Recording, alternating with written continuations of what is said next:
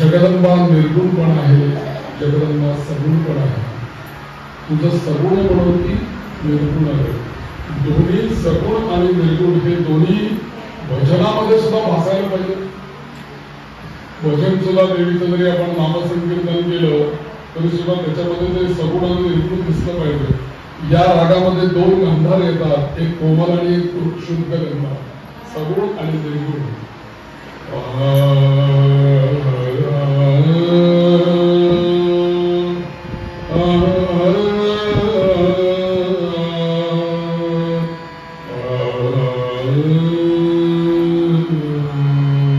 दोन गंधार आहेत म्हणजे सगुण म्हणून आपण हे घेतलं.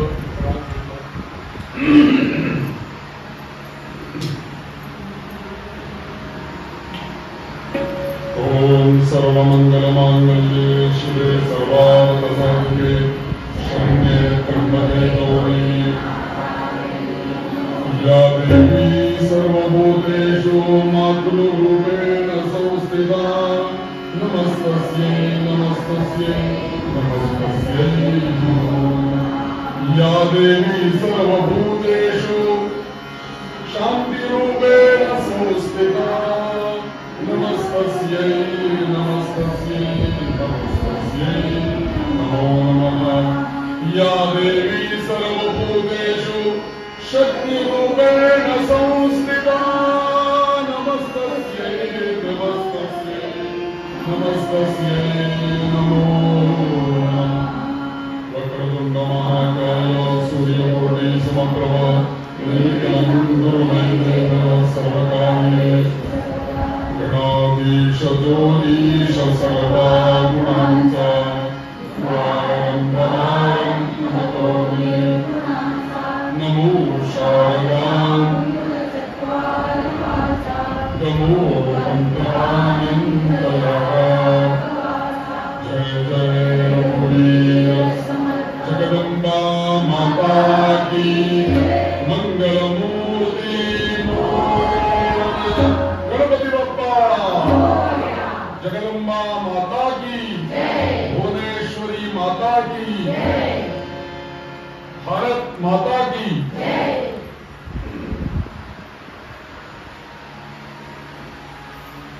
जगदंबेचं हे अतिशय उत्तम गुणगान असलेलं श्रीमद अत्यंत पवित्र असा ग्रंथ श्रीमद देवी भागवत गेले 9 दिवस जवळजवळ आज झाले आज आपण श्रवण करतो आहोत। या मंगलमूर्तीची आणि वृद्धी आणि सिद्धी आणि त्याच्याबरोबर असलेल्या या मंदिरामध्ये असलेल्या सर्व देवतांची तुमच्यावर आणि माझ्यावरती विशेष काही कृपा आहे।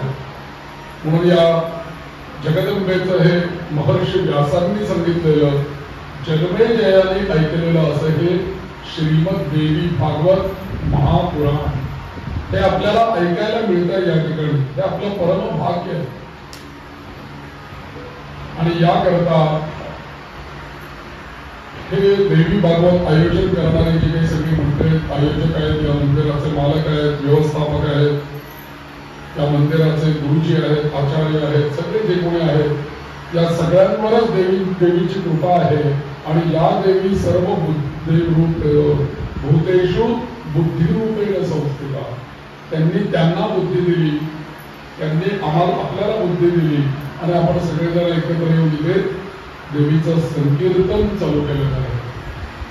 देवीला 9 आकडा फार प्रिय आहे। आज बरोबर 9वा दिवस आहे। नवदुर्गा खऱ्या अर्थाने 9 आकडा आपण आज पूर्ण करतो। तर या श्रीमद देवी भागवताचा आजचा दिवस आणि उद्याचा दिवस तर मी तुम्हाला सगळी फलश्रुती सांगणार आहे।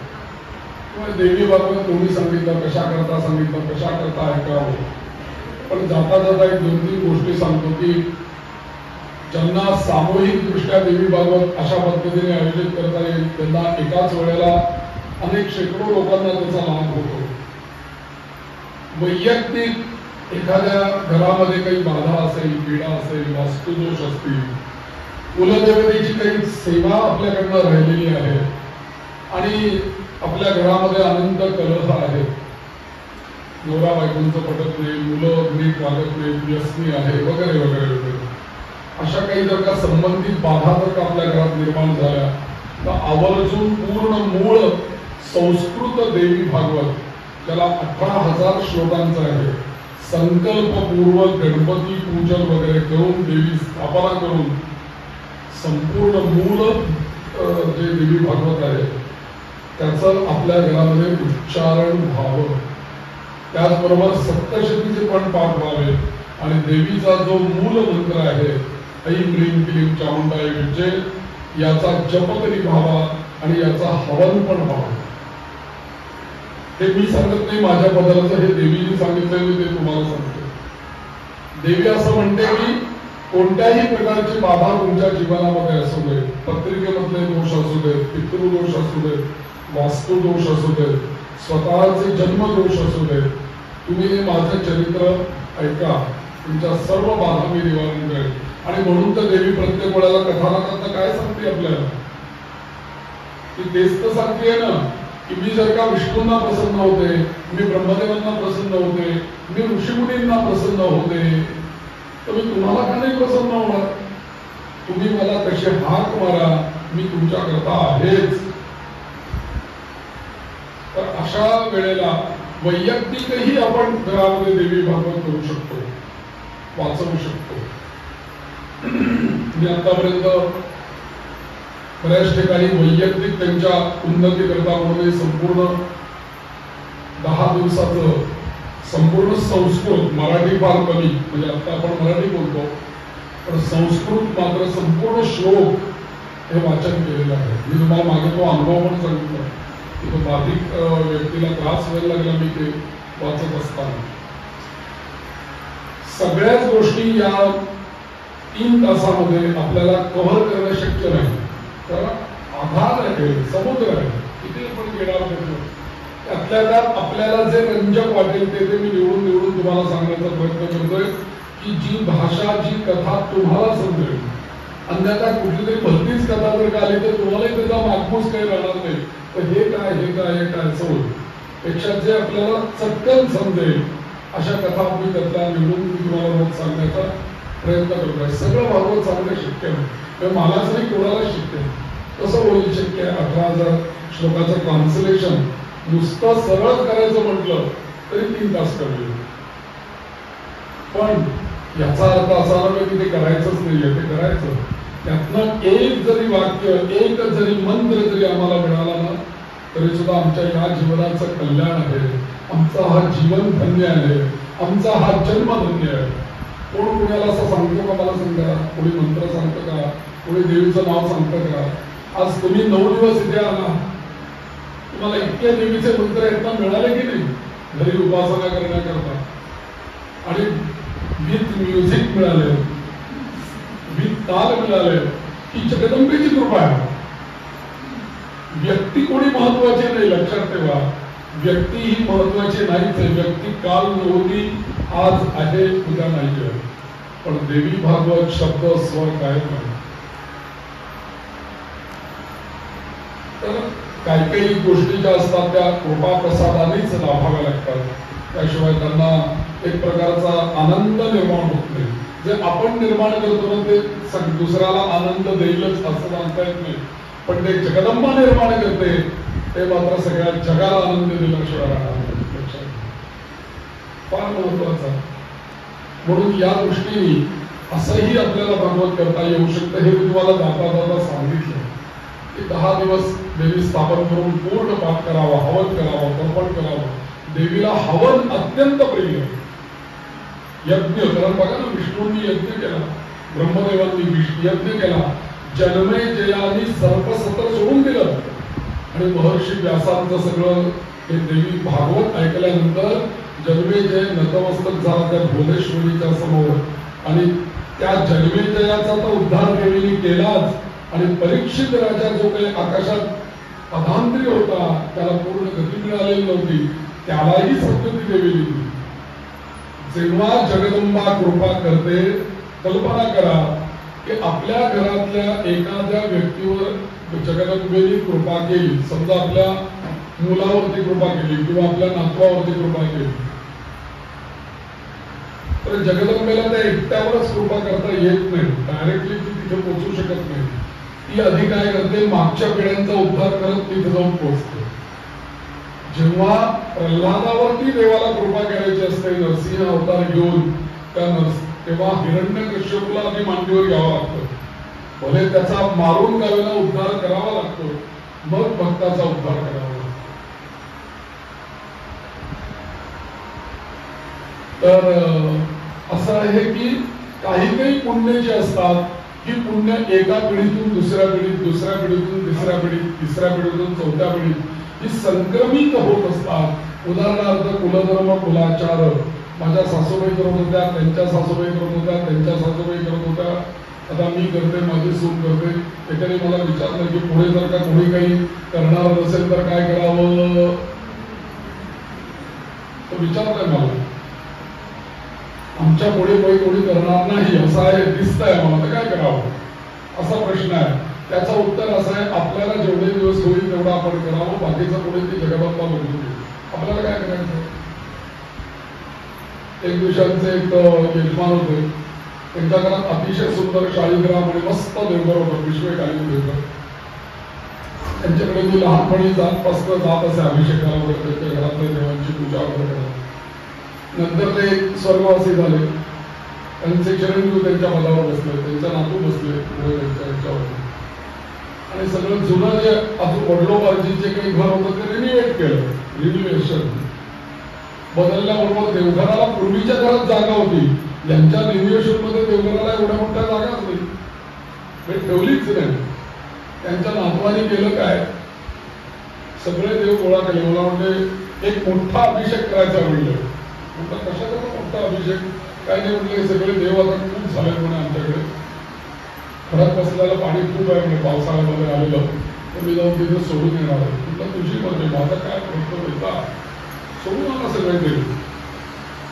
पुढे काय होणार आहे त्या आजोबांना माहिती होतं का, हे त्या आजींनी विचार केला होता का, ते कुलधर्म कुलाचार करत होते. नातवाने काय करायचा त्याचा प्रश्न, मुलाने काय करायचा त्याचा प्रश्न, सोनेने काय करायचा तिचा प्रश्न.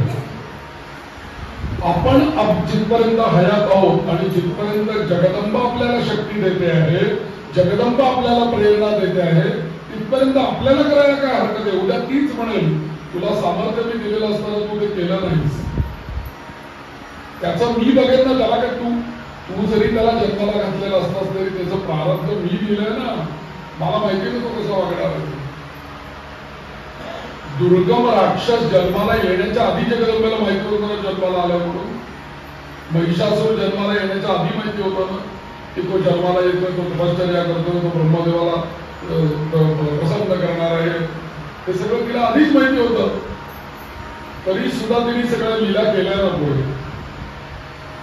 लक्ष्मीला मुलगा होणार आहे आधीच कळलं होतं ना स्वर्गामध्ये. शाप झाला त्या क्षणी विष्णूंनी तोंडातून शब्द काढला, म्हणजे मुलगा झाल्यासारखाच आहे, शब्द थोडी मला येणार आहे. पण तरी सुद्धा पुढे सगळ्या लिहिल्या एकवीरा, एकावली आणि एकवीर याच्या हैहय नावाच्या वंशाकरता सगळं पुढे करण्यात गरजेचं. कारण तो हैहय वंश जर का टिकला तर त्याच्यामध्ये कार्तवीर्य येणार आहे. कार्तवीर्य आल्यानंतर त्याच्या पुढे जमदग्नीच्या मुलाचंही रक्षण करणं, म्हणजे परशुरामांचंही रक्षण करणं महत्वाचं आहे. हा सगळा विचार तिने केला. आपण कशाला विचार करायचा? आपण म्हणायचं भो भुवनेश्वरी, भो भुवनेश्वरी, भो भुवनेश्वरी म्हणायचं. तर म्हणून आपल्या घरामध्ये जेवढं आपल्याला होईल तेवढं, मी तुम्हाला परवाच्या दिवशी सांगितलं की नवरात्र अत्यंत महत्वाचं आहे.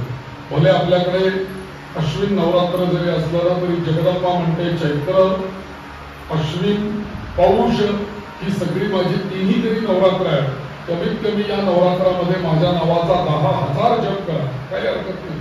एक नाव कुठलं तरी घ्या, रोज त्याच्या 10 माळा करायचा. 10 दिवसात 10,000 जप होऊन जाईल. या नवरात्रात 10,000 झाला. मी म्हणतो या नवरात्रात 30,000 झाला, 35,000 झाला, पुढच्या नवरात्रात 35,000, त्याच्या पुढच्या नवरात्रात 35,000, लाखाच्या पुढे गेला. जगदंबा प्रसन्न व्हायला पाहिजे. तिने सांगितल्यानं दुर्गा हे नाव माझं आहे. आणि 2 अक्षरी मंत्र किती वेळ लागेल माळायला? दुर्गा दुर्गा दुर्गा दुर्गा दुर्गा दुर्गा. फार ते होऊ नये म्हणून आम्ही त्याला सुद्धा एक प्रकारचं कुठलाही जप करता नाही ना, थोडासा एक रिदम यायला पाहिजे. हार्ट बीट्स कशा चालतात तसा ते जप चालला पाहिजे. त्याच्याशी आपण तादात्म्य पाळलं पाहिजे, तर ती खऱ्या अर्थाने आपलं कल्याण आहे. तर तुम्ही असा एखादा मंत्र घ्या. त्या नवरात्रामध्ये चैत्र नवरात्र आपल्याकडे नाही, पण देवी आहे ना पृथ्वीवर, मग तुम्ही अखंड दिवा लावा, उदबत्ती लावा, देवीची प्रार्थना म्हणा, जप करायला काय त्याला प्रॉब्लेम आहे, तुम्ही करा. त्या दिवशी अष्टमी आहे, नवमी आहे, चतुर्दशी आहे, पौर्णिमा आहे, बुधवार आहे, अश्विनी नक्षत्र आहे. अश्विनी नक्षत्र पंचांगामध्ये लक्षात ठेवत जा किंवा कॅलेंडरवर लिहून ठेवत जा. अश्विनी नक्षत्र आलं आणि त्या दिवशी जर का मंगळवार आला तर या मंगळवार आणि अश्विनी नक्षत्र ज्या दिवशी येतं ना त्याला देवीने स्वतःचं नाव दिलंय भौम अश्विनी योग. भौमाश्विनी योग असं म्हटलंय. ज्या दिवशी अश्विनी नक्षत्र येतं आणि मंगळवार आहे त्याला म्हणतात अमृत सिद्धी योग. आणि अमृत सिद्धी योगाचा अर्थ असा आहे की त्या दिवशी या जगदंबेची तुम्ही काहीही उपासना करा, त्या दिवशी तुम्ही 1 माळ जर का केली तर जगदंबा त्याच्या 1,000 माळा केल्याचं पुण्य तुम्हाला देईल. तर त्या दिवशी जगदंबा पृथ्वी तलावरती आहे, हा तिचा दिवस आहे. आणि वर्षात कमीत कमी 7-8 वेळेला भौमाश्विनी योग येतात. 7-8 वेळेला येतात, 10 वेळेला येतात, 7-8-10 वेळेला येतात, त्याच्यापेक्षा जास्ती येत नाही. संपूर्ण चैत्र ते फाल्गुन पर्यंत 7-8 वेळेला योग येतील. तो लक्षात ठेवून त्या दिवशी ते करा, पूर्ण करून ठेवा कॅलेंडर. या दिवशी मला जप करायचा, या दिवशी मला देवीची उपासना करायची. हा एक उपासनेचा दिवस आहे. आणखीनही देवीची उपासना कशी करायची हे आपण मध्यंतराच्या नंतर मी तुम्हाला सगळं सांगणार आहे की देवीला नैवेद्य कोणत्या वारी कोणता दाखवावा हे ते सांगितलेलं आहे, ते मी तुम्हाला सगळं सांगणार आहे. तर आता या देवी भागवतामध्ये अजून एक 2-3 कथा तुम्हाला सांगतो की कशा आलेल्या आहेत बघा. एक देवीची एक शक्ती जी आहे त्या शक्तीची जी काही अनेक हे आहेत, अनेक प्रकारच्या शक्ती देवीकडे आहेत. या शक्तीमध्ये देवीकडे एक शक्ती आहे, तिचं नाव आहे विक्षेप शक्ती. विक्षेप शक्ती असं तिचं नाव आहे. विक्षेप याचा अर्थ काय, विचित्र किंवा ॲबनॉर्मल असं म्हटलं तर चालेल, म्हणजे विक्षेप शक्ती. बरोबर, ॲबनॉर्मल हा शब्द बरोबर. तर ही विक्षेप शक्ती म्हणजे कशाच्या अंडर येते, ही तर मायेच्या अंडर येते. माया मुख्य आहे. आणि ही विक्षेप शक्ती जगामध्ये अशी 1-2-3 उदाहरणं त्यांनी इथे दिलेली आहेत पुराणातली, पण अशा अनेक विचित्र घटना घडत असतात असं मी तुम्हाला काल सांगितलं. तशी विक्षेप शक्ती एकदा माणसाच्या मागे लागली किंवा विक्षेप शक्तीने त्या माणसाला मानवाला पकडलं की तो भ्रमित होऊन जातो. त्याला समजत नाही काय होतं. तो कुठला तो हे होतं ना, हिंसावर का काय कुठलं ते होतं ना, ते माणसाला काही कळतच नाही आपण काय करतो, तशी स्थिती होऊन जाते. तर या विक्षेप शक्तीचं वर्णन महर्षी व्यास या ठिकाणी करतात. आणि महर्षी व्यास सांगतात की हे बघ, म्हणजे या विक्षेप शक्तीने मला सुद्धा थोडक्यात म्हणजे माया चक्र म्हणजे विक्षेप शक्ती असं लक्षात घ्या. महर्षी व्यास म्हणतात की अरे या मायेच्या चक्रामध्ये मी सुद्धा अडकून गेलो रे. कसं माझं जीवन, मी कुठे जन्माला आलो, त्याच्यानंतर कुठे वाढलो, कुठे मी अध्ययन केलं, कुठे पुराणांचे सगळे भाग केले, लिहिली पुराण, त्याच्यानंतर 4 वेदांचे भाग केले, त्याच्यानंतर माझ्यापासून पांडवांचा वंश सुरू झाला, विदुर माझ्यापासून जन्माला आला. एवढं सगळं होऊन सुद्धा मी पुन्हा या सरस्वती तीरावरती आलो. आणि म्हणून माझ्या मनामध्ये असा प्रश्न चालू होता की असं सगळं कसं घडलं माझ्या बाबतीत, हे का घडलं असा विचार करत असताना तिथे नारद मुनी आले. नारायण नारायण. आणि नारद मुनी त्यांना सांगतात की अहो महर्षी व्यास, आपण हे देवी भागवत सांगितलं, देवी भागवत लिहिलं, हे सगळं तुमच्या जीवनामध्ये असं विचित्र घटना घडल्या सगळ्या, याचं कारण एकमेव आहे ती जगदंबेची माया. त्यामुळे या सगळ्या घटना घडल्या. आणि साधकाला त्या मायेला ओलांडून पलीकडे जायला पाहिजे, तर उपासना होईल, तर साधना होईल. त्वं गुणत्रयातीतः त्वं देहत्रयातीतः. त्या मायेमध्ये अडकायचं नाहीये. ती देवी म्हणते माझी मायाच तुमच्याकडे आधी येईल. तू जर का मायेच्या पलीकडे आलास तर मी तुला भेटेल. पण तू जर का सत्वरज आणि तम या गुणामध्ये आणि मायेमध्ये जर का अडकलास तर तुला मी भेटणार नाही. म्हणून तुला त्याच्या पुढे यायचं.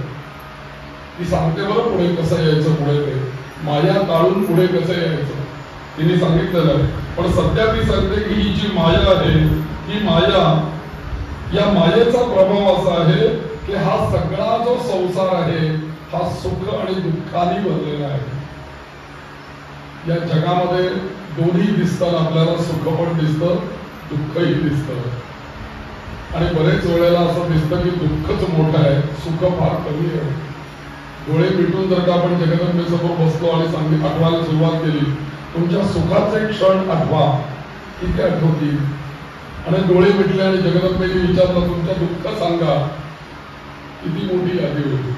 म्हणून समर्थांनी एका वाक्यामध्ये म्हटलं, जगी सर्व सुखी असा कोण आहे, विचारे मना तुझी शोधून पहा.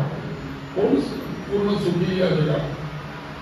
सगळे या द्वंद्वातच आहेत सुख दुःखामध्ये. कधी कधी सुख झालं की लोक आनंदी, मानव आनंदी होतात, दुःख झालं की रडायला लागतात. म्हणून सुख दुःखात्मक हा सगळा संसार आहे. आणि या सुख दुःखाच्या भ्रमामध्ये सगळे मानव गुंतलेले आहेत. आणि खरोखरी या सुख आणि दुःखाच्या भ्रमामध्ये व्यास म्हणतात मी पण गुरफटून गेलो रे. मी त्या शुकदेवाच्या मागे काय लागलो. ते शुकदेव मुलगा बाबा म्हणून हे काय केलं, तो आरणीतनं काय जन्माला आला, बरं जन्माला आला तर लग्न कर म्हणून त्याच्या मागे काय लागलं. एवढं करून तो मला सोबतच गेला. मी राहिलेलोच आहे तसा, कारण मी चिरंजीव आहे. शुकदेव चिरंजीव नाहीत पण व्यास चिरंजीव आहे. तर मला काही याचं उत्तर द्या की अशी विक्षेप शक्ती काय आहे. आणि म्हणून असा कधी कधी प्रश्न पडतो की मी कोण आहे, माझी आई कोण आहे, माझे वडील कोण आहेत, मी कुठून आलो, मला कुठे जायचंय, असा भ्रमक मन आपलं विचार करत राहतं. आणि तेव्हा नारद मुनी म्हणतात अरे तुम्ही काय सांगता महर्षी व्यास मुनी, मी तुम्हाला सांगतो तुम्हाला भ्रम आहे. मी साक्षात ब्रह्मदेवाचा पुत्र आहे. मला सुद्धा या मायेने सोडलं नाही तर तुम्हाला कशी माया सोडेल.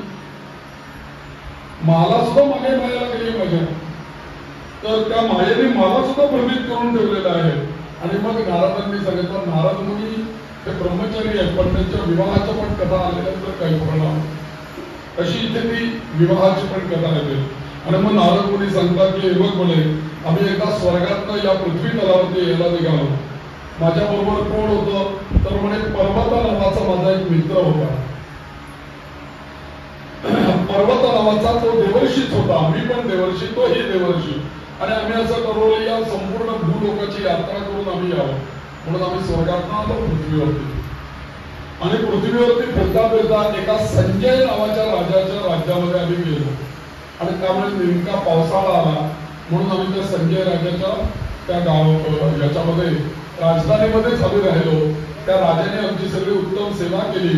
आणि त्या राजाची मुलगी त्या मुलीला सांगितलं की हे दोन देवर्षी आपल्याकडे आलेले अतिथी आहेत, यांचे व्यवस्थित देखभाल करायला काय कमी जास्ती हवं नको सगळं बघ म्हणून. आणि ती मुलगी आमच्या सेवेला होती. सतत आम्हाला पाणी पाहिजे, चहा पाहिजे, खायला पाहिजे, अमुक पाहिजे, तमुक पाहिजे, सगळं पुरवत असे आणि आमची सेवा करत असे. आणि या साधनेमध्ये मी तिथे असताना मी रोज सकाळी तंबोरा तानपुरा घ्यायचो, वाजवायचो आणि रोज नारायणाची भजनं म्हणायचो. नारायण नारायण नारायण नाम तुझे अति पावन, नारायण नारायण नाम तुझे अति पावन, नारायण नारायण नारायण नारायण नारायण. अशी मी भजनं म्हणायचो. आणि भजनं म्हणता म्हणता माझा आवाज, माझा स्वर, माझा तानपुरा या सगळ्यांनी ती मुलगी मोहित झाली. तिला असं वाटलं की यांच्याशीच आपण लग्न करावं. फार छान गाताय, फार छान आवाज आहे, फार छान स्वर आहे, किती सुंदर म्हणताय.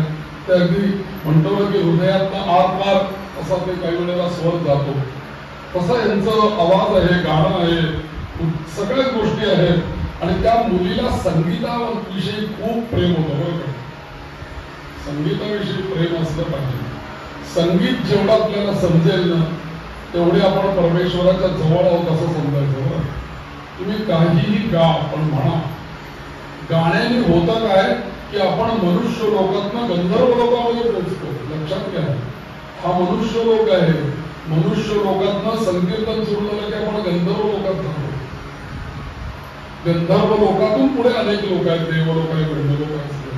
पण निदान 2 स्टेप तरी वरती जातो की नाही आपण संगीतामुळे. म्हणून सवाई गंधर्व, बाल गंधर्व. हे गंधर्व का तर ते गंधर्व लोकातले आहेत. ते गाणं हे गंधर्व लोकातलं आहे. नारद महर्षी कुठून आलेले आहेत? गंधर्व लोकातून आलेले आहेत, म्हणून ते गाताय. किती सुंदर असेल गाणं त्यांचं. असं गाणं संगीताविषयी प्रेम असलं पाहिजे.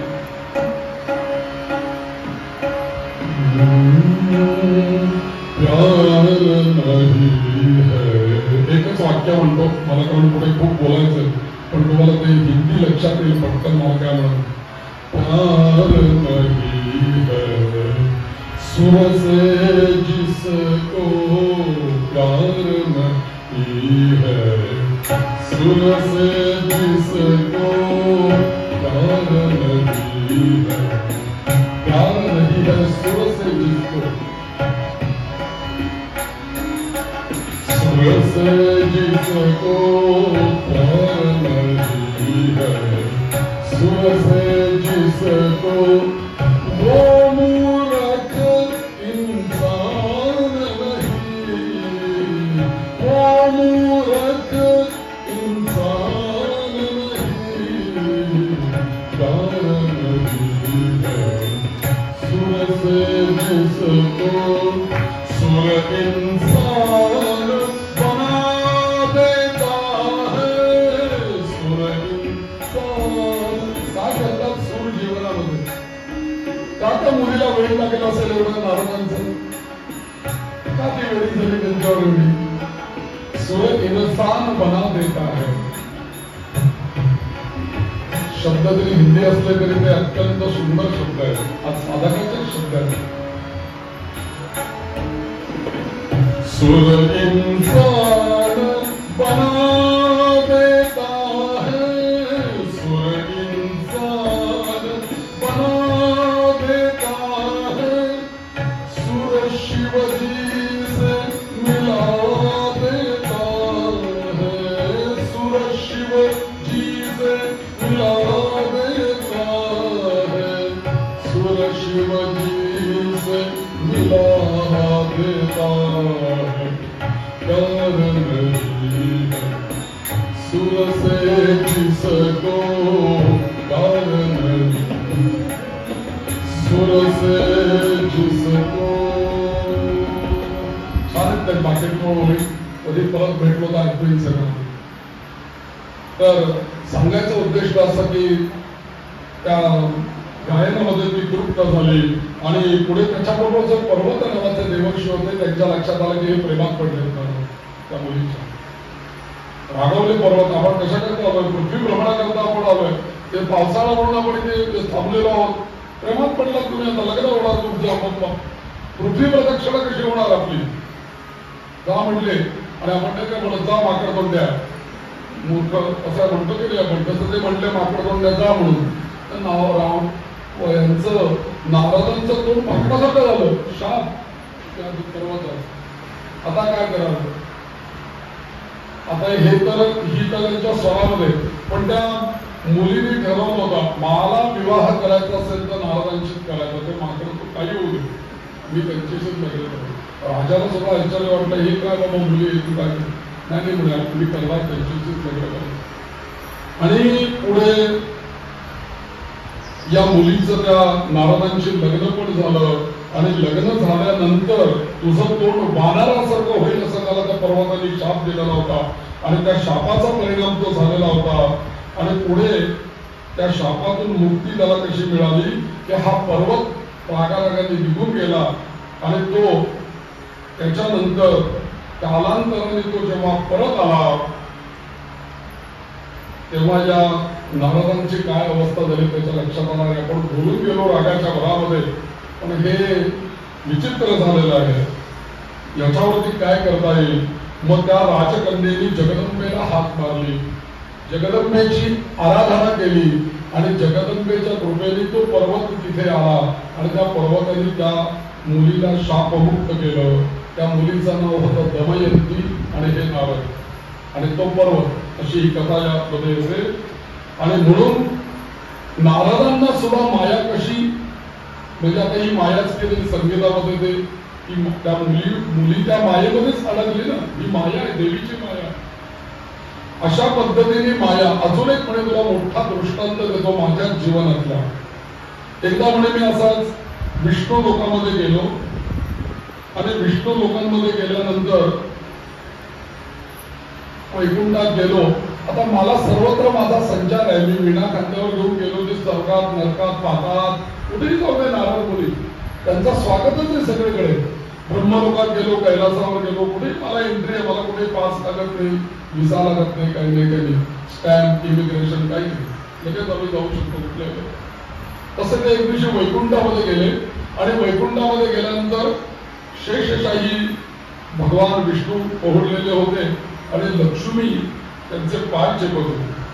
असं दृश्य होतं तिथे. काही दुसऱ्या गोष्टी काही त्यांच्या चालल्या असतील लक्ष्मीला नारायणाच्या. एकदम काय झालं की नारद मुनी तिथे एकदम आत आले त्या खोलीमध्ये. किंवा काय असेल तो राजवाडा काय त्याच्यामध्ये, बाकी कोणीच नव्हते. एकांतात ते थोडक्यामध्ये लक्ष्मी आणि नारायण बसलेले होते. आणि नारद मुनी एकदम तिथे येऊन पोहोचले. आणि एकदम तिथे येऊन पोहोचल्याबरोबर लक्ष्मीचं लक्ष गेलं नारदांवरती आणि लक्ष्मीबाई रागवल्या. आम्ही दोघं जण इथे एकांतात बसलेले असताना हे महाराज कसे काय नॉक करता बेल बिल वाजवायची की जरा कळतं की नाही काही निदान वेळेचा तरी नारायण नारायण ते तोंडार म्हणून मला कळलं असतं. मी उठले असते पटकन. तिला तो जरा थोडंसं हे झालं, ती म्हणाली नाही. तेवढ्यात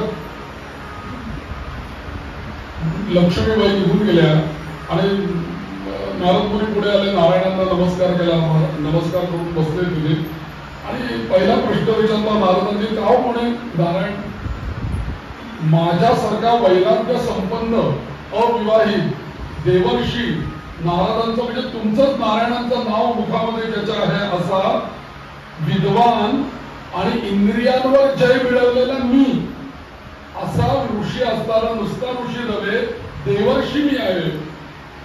एवढ्या सगळ्या गोष्टी माझ्याकडे असताना या इंद्रियावरती ताबा मिळवलेला असताना योग्यांना स्वतः जे मिळत नाही ते मी मिळवलेलं आहे जीवनामध्ये.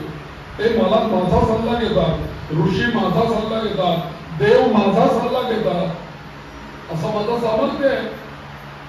आता थोडा अहंकार व्हायला लागला मला, मी कोण आहे, लक्ष्मी का उठून गेली माझ्या, एवढीच गोष्ट घडली. पण कसा मायेचा संचार व्हायला लागतो बघा लगेच. कारण क्षुल्लक असतं पण त्याच्यावरती मानवी मन कसं विचार करतं.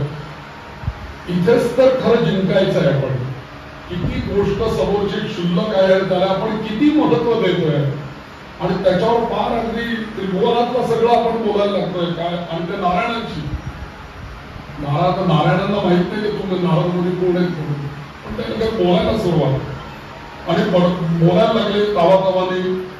आणि ते नारायण एवढंच म्हटले, त्यांनी असं तोंड ठरवलं का नारद मुनीचा, बस बोलू फार बडबड केली म्हणून, तू मला माहिती तू कोण होते, तू एवढं सगळं. एकच वाक्य फक्त नारायण बोलले. विष्णू म्हणाले तू एवढं सगळं मिळवलंस, देवर्षी झाला, सगळं काही झालेलं आहे, पण तू अजून मायेला जिंकलेलं नाहीयेस. माया अजून तुला तुझ्या ताब्यात आलं. नारद मुनी कसली माया म्हणे, मायाच्या पलीकडे म्हणे. हो का म्हणे, बरं ठीक आहे, गरुडा ये रे इकडे, चला म्हणे बसा. नारद मुनी लगेच गरुडावर बसा, तुम्ही आणि मी तुम्हाला माया दाखवतो काय, चला. म्हणून त्या गरुडावरती नारद मुनी आणि नारायण हे दोघं निघाले आणि निघून एका हिमालयातल्या एका कुठल्या तरी सरोवराच्या पाशी येऊन ते पोहोचले. तेवढ्यात संध्याकाळची वेळ झाली. नारद मुनी म्हणाले मला संध्याकाळचे काहीतरी जप करायचं आहे, अंघोळ करायचे, स्नान करायचे. देवांना काही हे नाही पण मुलींना आहे ना सगळं, त्यामुळे थांबायचं, उतरवा विमान खाली, मला स्नान करायचं. ठीक आहे म्हटले, काही हरकत नाही. गरुड खाली आला, ते उतरले. नारद मुनीने आता सांभाळणार कोण, दोघंच जण, नारायण आणि नारद. तिथे तरी ते विणा काढली, नारायणाच्या हातात दिली, माळ काढली, नारायणाच्या हातात दिली आणि कपडे वरचे काय गुंडाळलेलं काय उपकरण असेल त्यांच्या हातात दिलं. फळावा काढल्या त्यांच्यासमोर, सांभाळा म्हणजे मी आलो स्नान संध्या करू. विष्णू हसत होते आणि सगळं काढून दिलं आणि महाराज गेले नारद मुनी त्या सरोवरामध्ये.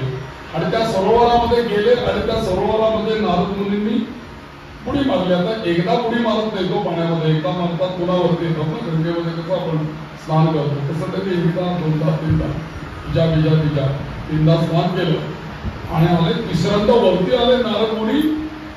वरती आल्याबरोबर आश्चर्य असं झालं की जे नारद होते ती एकदम नारदी झाले. नारद होते ते नारदी झाले, एकदम स्त्री रूप.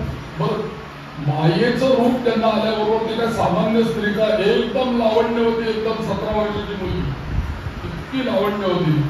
आणि नुसतीच माया त्यांच्या शरीरात प्रगट झाली असं नव्हे, तर ते नारदी झाले, नदीच्या त्या सरोवराच्या बाहेर आले आणि पूर्णपणे मागचं सगळं ब्लँक झालं. काही आठवणा मी नारद आहे, त्यानंतर मी देवर्षी आहे, मी नारायणाचं नाव घेतो, मी स्वर्गात मोरी, काही मी नारद आहे हेच विसरले. नाव काय माझं माहित नाही. इतका मायेचा प्रभाव. एक केवळ डुबकी मारून ते वरती आले आणि विष्णू काय, विष्णूंना ते पाहत होते पण हे कोण आहेत त्यांना ओळखलं नाही नारदांनी. त्यांच्याबरोबरच मी आलोय हेही ओळखलं नाही. विष्णू म्हणाले 5-10 मिनिटात त्यांनी मला बघितले, ओळखलं का नाही, मी माझ्या कामाला निघून जातो. त्यांनी गरुडाला बनवलं, त्याच्याबरोबर त्यांनी गेली. आता नारद मुनी एकदम नारदी झालेले, सुंदर लावण्यवती स्त्री. आणि मग मात्र तिथे एक तालध्वज नावाचा राजा, त्या कोणी हिमालय प्रांतातला, तो तिथे नेमका शिकारी करण्याकरता तो तिथे आलेला होता. आणि त्यांनी ते सरोवरावरती काही पाणी पिण्याकरता तोही आला आणि त्याची भूमिका अतिशय सुंदर आणि लावण्यवती स्त्री या सरोवरावरती आहे. कोण असेल ही स्त्री? गेला लगेच तिच्याजवळ तो तालध्वज नावाचा राजा. तिला म्हणतो की स्त्री, आता तू कोणीच मुली, कशासाठी इथे आली, कोणाबरोबर आली, कुठल्या देशाची तू, कोणाची राजकन्या आहेस, काहीतरी तुझं सांग ना. किल्ला काहीच नाही, काही माहिती नाही. ती बघते, हसते त्यांच्याकडे बघून. काय सांगणार? त्याच्या राजाच्या लक्षात आलं की काहीतरी अपघात झाला असेल, काहीतरी युद्ध झालं असेल, कोणीतरी हिला काहीतरी केलं असेल म्हणून ही काही बोलू शकत नाहीये किंवा हिला तिचं नाव आठवत नाहीये. राजा म्हणाला, तू काही काळजी करू नको, तू आता असं कर, माझ्याबरोबर चल, रथात बस बरं, आपण जाऊया आपल्या राजवाड्यामध्ये. आणि तो राजा तिला घेऊन गेला आणि एक 10-15 दिवस झाले ते त्याला नॉर्मल झाले. आणि त्याच्यानंतर त्या राजाने, आता त्या राजधानीमध्ये सगळं श्रीमंत जो राजा असतो त्यामुळे तिथे काहीच कमी नव्हतं. अन्न धान्य, कपडे लत्ते, काही कशाला कमी नाही, गाद्या करत्या सगळं उत्तम सगळं होतं. एक 8-15 दिवस झाल्यानंतर तालध्वजाने विचारलं, अगं मुली तू फार छान दिसतेस, तुला कोणी नाही असं मला दिसतंय एकंदरीत, माझ्याशी लग्न करतेस का, आपण संसार करू. तिने असा हात केला, काही हरकत नाही, करा लग्न. दोघांचं लग्न झालं. आता लग्न झाल्यानंतर काय, पुढे दिवसही पुढे जात राहिले. या नारदीला म्हणजे त्या स्त्रीला राजापासून एक मुलगा झाला, दुसरा झाला, तिसरा झाला, चौथा झाला, 2-4 मुलं झाली, 2-4 मुली झाल्या, 15-20 वर्ष संसार झाला त्यांचा. आणि पुढे असं झालं की त्या मुलंही मोठी झाली, त्या मुलांची लग्न झाली. आणि मुलांचे लग्न झाल्यानंतर ही जी होती नारदी, आता समजा का सुरुवातीला बाबा ती तरुण असेल, पण पुढे मुलं झाली, नातवंड आली, सुना आले, तर काही बदल व्हायला पाहिजे ना. ही जैसे थे त्या दिवशी जशी होती त्याची आजही आहे. आणि राजा मात्र म्हातारा व्हायला लागला दिवसेंदिवस. राजा रोज आपला अशा प्रकारचं काय, ही एकदम तरुण आणि ती एकदम कुठे काय लावळे, कुठे नको असं त्याला व्हायचं. आणि राजा तिच्याकडे आश्चर्यचकित होत असेल.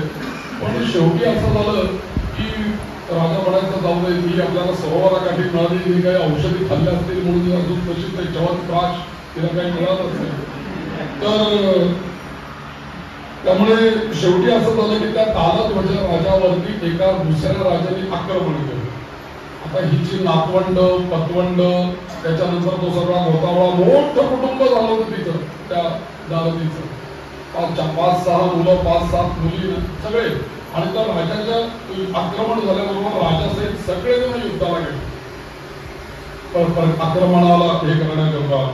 आणि घटना अशी घडली की त्या युद्धामध्ये राजा सोडून, तालध्वज राजा सोडून त्याचे सर्व मुलं त्याच्यामध्ये मारली गेली त्या युद्धामध्ये.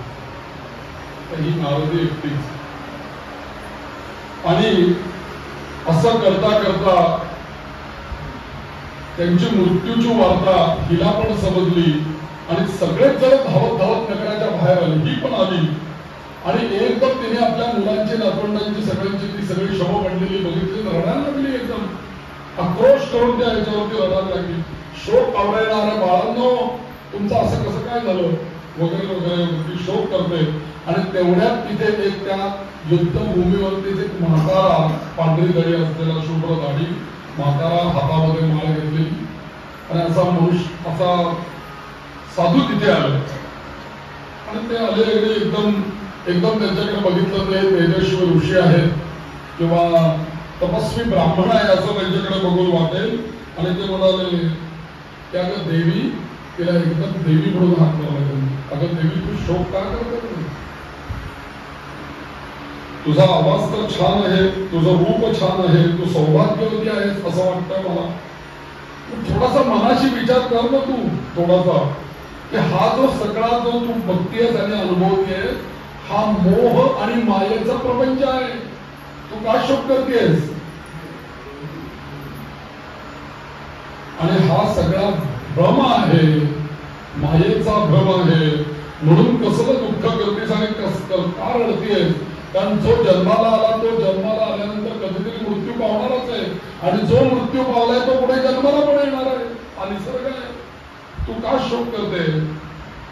तू आता असा विचार कर, डोळे मीट आणि असा विचार कर, मी का शोक करते, मी कोण आहे, कुठून आलोय, काय कस्त्वम कोहम कुत आयाता, हा विचार तू कर. आणि मग म्हणाले तू आता असं कर, खूप शोक केलाय, दमलेस, रडून तू अगदी चेहरा तुझा म्लान झालाय, अगदी डोळे तुझे हे झालेले आहेत, तो आता माझ्याबरोबर चल, आपण एका सरोवरावरती जाऊ, तिथे स्नान करू जरा, म्हणजे तू पण जरा चांगली होशील, ताजी गव्हारी पाणी पिणी घेऊ आणि मग घरी जाऊ आपण. आणि म्हणून ते साधू, तो राजा, सगळेजण त्या सरोवरावर, कुठल्या सरोवरावरती, पहिल्या सरोवरावरती, जिथे पूर्वी विष्णूंनी आणलं होतं ते सरोवर, तिथे आले. आणि त्या तीर्थाचं नाव होतं पुन तीर्थ, असं त्याचं नाव होतं. तर त्या तिथे आल्यानंतर, त्या सरोवरावरती आल्यानंतर ते साधू म्हणाले की आता चला सगळ्यांनी स्नान करून घ्या, जे व्हायचं ते घडलेलं आहे, आता आपण स्नान करून घेऊया आणि सावकाश आपल्या नगरामध्ये जाऊया. आणि म्हणून एक एक जण स्नान करायला लागले आणि त्याच्यामध्ये ही पण उतरली स्नानाला त्या सरोवरामध्ये. आणि मग मात्र तिने स्नान केल्यानंतर जेव्हा ती बाहेर आली त्यावेळेला ती पुन्हा नारद झालेली होती. आणि विष्णू परत तिथे उभे होते, कमंडलू, ती माळा, ते सगळं करावा गरुड सगळे उभे आणि हसतायत त्या नारदांच्याकडे बघून. एक उडी मारल्यानंतर नारद व्यासांना सांगतायत, अरे अहो काय आश्चर्य घडलं, परत म्हणे मी उडी मारून वरती आलो, मी परत पुरुष झालेलो होतो, मी परत नारद झालेलो होतो आणि परत मला ज्या भगवंतांनी आणलं होतं गरुडावरून ते तिथेच होते. आणि मग हे सगळं काय घडलं, मी इतका वेळ कुठे होतो. आणि मग मी माझी वीणा हातामध्ये घेतली आणि नारायण उभे होते तिथे गेलो आणि त्यांच्याकडे एकदा फक्त बघितलं. त्यांनी मला एकच प्रश्न विचारला, नारदा तुझ्या चित्ताचा भ्रम दूर झाला का, माया अनुभवलीस का, तू कशी असते ते. मग मायेला मी जिंकलं आहे असं म्हणू नको म्हणत आपण, माया तुझ्या पुढे आहे. आणि म्हणून या ईश्वरी मायेचे एक विचित्र अनुभव आहे, या भगवतीचा अपरंपार महिमा आहे. म्हणून एकाएकी जे दिसतं ते नष्ट होतं, जिथे काहीच नसतं तिथे काहीतरी निर्माण होतं. ही जगदंबेची माया आहे. अरे बुद्धिमान नारदा, हा सगळा त्या ईश्वरी मायेचा खेळ आहे. हे तू समजून चाल की प्रत्येक प्राणी मात्रांसाठी निरनिराळ्या देहांची योजना त्या मायेनेच केलेली आहे. आणि म्हणून या शरीरधारी लोकांसाठी, मानवांसाठी तिने 4 अवस्था ठेवल्या. बरं, या 4 अवस्थांमधून आपलं जीवन जात असतं. लक्षात घ्या, पहिली आहे जागृती, दुसरी आहे स्वप्न, तिसरी आहे तुरीय, अशा 4 अवस्था आहेत. आपण जागृत असतो, रात्री झोपलो की आपण जे बघायला लागतो त्याला म्हणतात स्वप्नावस्था. आणि त्याच्यानंतर सुषुप्ती एक अवस्था, गाढ निद्रा, आणि त्याच्याही पलीकडची अवस्था म्हणजे समाधी अवस्था, म्हणजे तुरीय अवस्था, चौथी अवस्था. भगवती म्हणते की ही सगळी माझीच रूप आहे.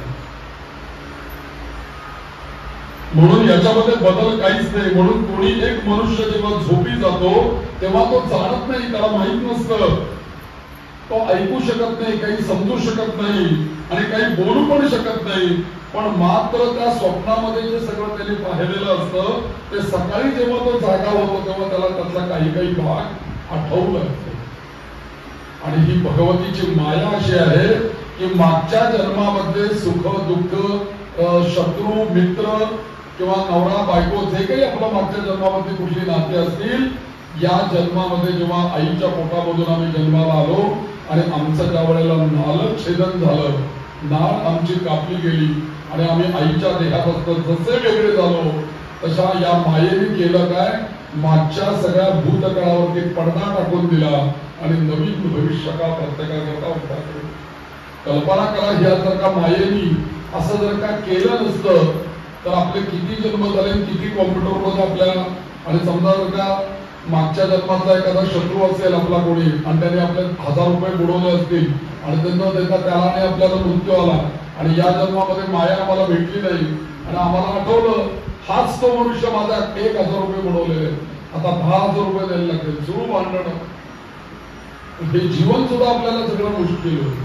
म्हणून हा त्या मायेचा प्रभाव आहे. जसं आपण रात्री झोपल्यानंतर आपल्याला स्वप्न पडतं आणि सकाळी जाग आल्यानंतर ते स्वप्न विरून जातं, आपलं जीवन सुरू होतं, तसा आपला एक जन्म विरून गेला, दुसरा जन्म आपण सुरू झाला. या पद्धतीने ही माया प्रत्येकाच्या जीवनामध्ये काम करते आणि या मायेमुळे चित्त चंचल आहे आणि स्वप्नामुळे अनेक प्रकारचे मनोभेद आणि प्रकारभेद होत असतात. आणि आणखीन एक गोष्ट लक्षात ठेव, मी स्वतः जरी 14 भुवनांचा स्वामी असलो ना, हे नारायण सांगतात, मी जरी 14 भुवनांचा स्वामी असलो ना तरी सुद्धा मी सत्वगुणी पण आहे, रजोगुणी पण आहे आणि तमोगुण पण आहे. हे तीनही गुण मला माझ्या अंगामध्ये ठेवावेच लागतात. फक्त मी प्रगट कुठला गुण करतोय हा महत्वाची गोष्ट आहे. तीनही गुण आपल्या सगळ्यांच्या ठिकाणी आहेत, तुमच्यामध्ये आहेत, माझ्यामध्ये आहेत, सगळ्या जीवांच्या ठिकाणी. प्रत्येक वेळेला आपला प्रगट कोणता गुण होतो हे महत्वाचं आहे. म्हणून विष्णू म्हणतात, माझ्यातला तमोगुण आणि रजोगुण मी बाजूला ठेवतो आणि कायम सत्वगुण मी माझा प्रगट करतो, म्हणून विष्णू सत्वगुण आहे. तसंच ब्रह्मदेव, तसे शंकर हे त्यांच्यातला रजोगुण आणि तमोगुण हे दोन्ही प्रगट करतात आणि हे तीनही गुण असल्याशिवाय आम्ही कोणत्याही लीला करू शकत नाही. आणि म्हणून ही सगळी माया आहे आणि म्हणून ती माया, त्या मायेला जर का टाळायचं असेल तर तू तिचे नाव घे. मग त्यांनी आज नावं दिली त्या अध्यायामध्ये. ओम भुवनेश्वरी महामाया. त्या मायेपासून जर का आपल्याला कळून वाचायचं असेल आणि त्या मायेचा प्रभाव जर का आपल्यावर पडू नये असं वाटत असेल तर देवीचं भुवनेश्वरी हे जे नाव आहे ना, या नावाचा जप करावा असं यांनी सांगितलं. म्हणून राजा देवी भागवत श्रवण करावं, कारण हे अतिशय उत्तम आणि श्रेष्ठ भगवतीचं पुराण आहे की हे ऐकल्यानंतर माया आपल्याला बाधत नाही, आपल्याला त्याच्यामध्ये ती आपल्यावरती कृपा करते आणि याला वेग प्रमाण आहे. आणि म्हणून ती जगदंबा आपल्यावरती कृपा करते जेव्हा आपण देवी भागवत श्रवण करतो. आणि म्हणून तीच माया मोहिनी आहे. आता मोहिनी म्हणजे कोण? विष्णूंनी जेव्हा अमृत वाटण्याकरता जो मोहिनीचं रूप घेतलं, देवांना अमृत वाढलं आणि असुरांना नुसतं वाढल्यासारखं केलं, तर ते अमृत वाटप करण्याकरता जो विष्णूंनी अवतार घेतला ते मोहिनी. ती मोहिनी सुद्धा म्हटले मीच आहे अशी देवी म्हणते. म्हणून अशा देवीला, अशा मायेची ही सगळी रूप या संसाराच्या पाशातून उपासकाला जर का सोडायचं असेल तर त्याला ती माया आवरून घ्यायला पाहिजे. आणि माया आवरून कशी घ्यायची याचंही ज्ञान भगवतीच देते आणि त्या मायेच्या पाशातून त्याला सोडवते. आणि याच कारणासह तिला एक महत्वाचं नाव दिलंय, भुवनेश्वरी असं नाव दिलं. म्हणून आपल्या जीवनामध्ये कायम हो भुवनेश्वरी महामाया अंबिका जगदीश्वरी हो भुवनेश्वरी हो भुवनेश्वरी अम्बा माता हो भुवनेश्वरी महामाया अंबिका भुवनेश्वरी हो भुवनेश्वरी महामाया अंबिका भुवनेश्वरी हो भुवनेश्वरी अम्बा माता महामाया जगदीश्वरी. हो भुवनेश्वरी महामाया अंबिका जगदीश्वरी. म्हणून या मायेचं नाव आहे भुवनेश्वरी. म्हणून या नारदांची गोष्ट त्यांनी याच्यामध्ये सांगितली. या देवी भागवतामध्ये अजून बऱ्याच छोट्या छोट्या कथा येतात. या देवी भागवतामध्ये मुख्यतः च्यवन ऋषींची गोष्ट येते. आणि चवन ऋषींची गोष्ट येते ती अशी येते की चवन नावाचे ऋषी होते एका वनामध्ये. जसा वाल्याचा वाल्मिकी झाला ना, वाल्या कोळीचा ते रामनाम घेत घेत त्यांच्यामध्ये असं वारुळ तयार झालं कालांतराने. असे हे चवन मुनी एका राजाच्या राज्यातल्या वनामध्ये तपश्चर्या करत होते. अनेक लोकांना तिथे माहिती होतं की इथे चवन मुनी तपश्चर्या करतात. मोठं त्यांच्यावरती असं मातीचं वारुळ झालेलं होतं, त्या आतमध्ये ध्यानस्थ बसलेले होते. पण त्या राजाचा जो राजा होता त्याचं नाव होतं शर्याती आणि त्या राजाच्या मुलीचं नाव होतं सुकन्या, असं तिचं नाव होतं. आणि ही सुकन्या एक दिवशी फिरत फिरत आपल्या वडिलांबरोबर त्या जंगलामध्ये येते आणि त्या जंगलामध्ये फिरत फिरत आल्यानंतर आता मुलगी लहान आहे, 16, 17, 18 वर्षाची मुलगी. आणि या सगळ्या मैत्रिणी एकत्र खेळत खेळत असता हातामध्ये अशा काही गवताच्या काड्या घेतात आणि इकडे तिकडे कुठे त्या एकमेकांना टोचून बघतात किंवा असा खेळ चाललेला होता त्यांचा काही. तेवढ्यात ती सुकन्या त्या वारुळापाशी गेली आणि त्या वारुळाला अशी छिद्र होती ना, त्याच्यातली जी काडी बरोबर ती गवताची आत त्याची बाहेर यायची, त्या सगळ्या त्या छिद्रांमध्ये ती काडी हे करायला लागली. असं करता करता करता 2 छिद्र वरच्या बाजूला होती आणि त्याच्यातून तिने ती काडी आतमध्ये घातली. आतमध्ये घातल्याबरोबर तिथे चवन ऋषी ध्यानात बसलेले होते आणि त्यांचे डोळे तिथे बरोबर होते. ती गाडी आली आणि या चवन ऋषींच्या डोळ्यातच गेली. तिने बाहेर काढली आणि एकदम त्याला रक्त दिसलं. ती घाबरली, हे काय झालं.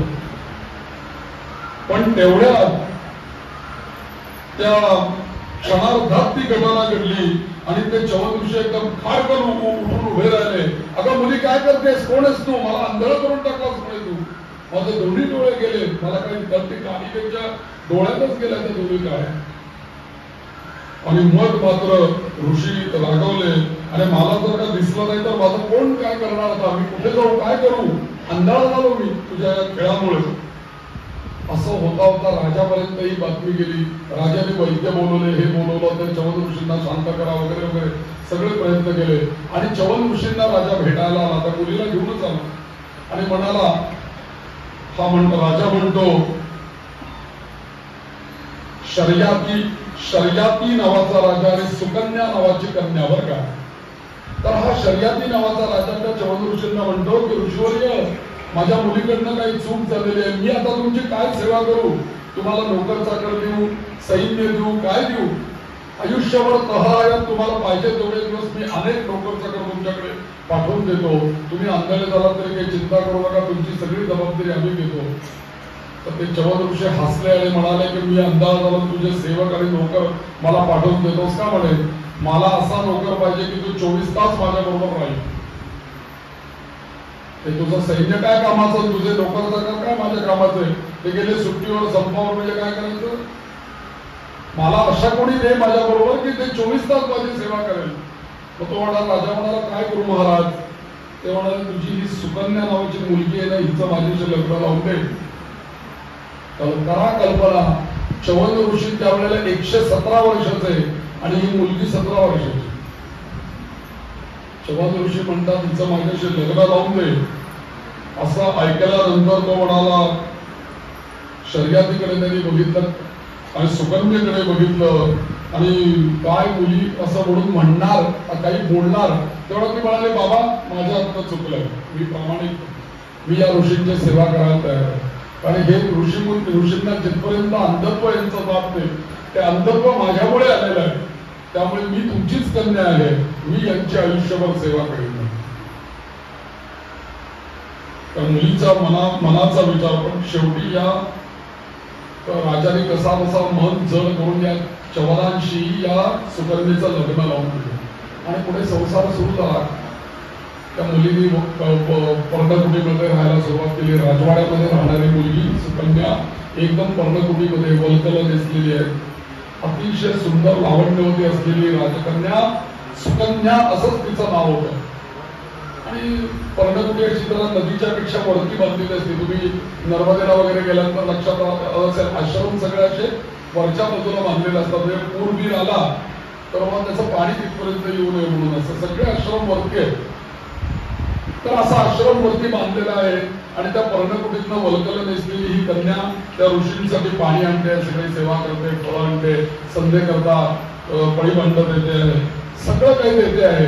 असं होता होता होता एक दिवस असा उजाडला की ही नेमकी पाण्याला घागर घेऊन खाली येते त्या सरोवरापाशी, खालच्या नदीपाशी, आणि आकाशातून दोन युवक चाललेले असतात, विमानासारखे.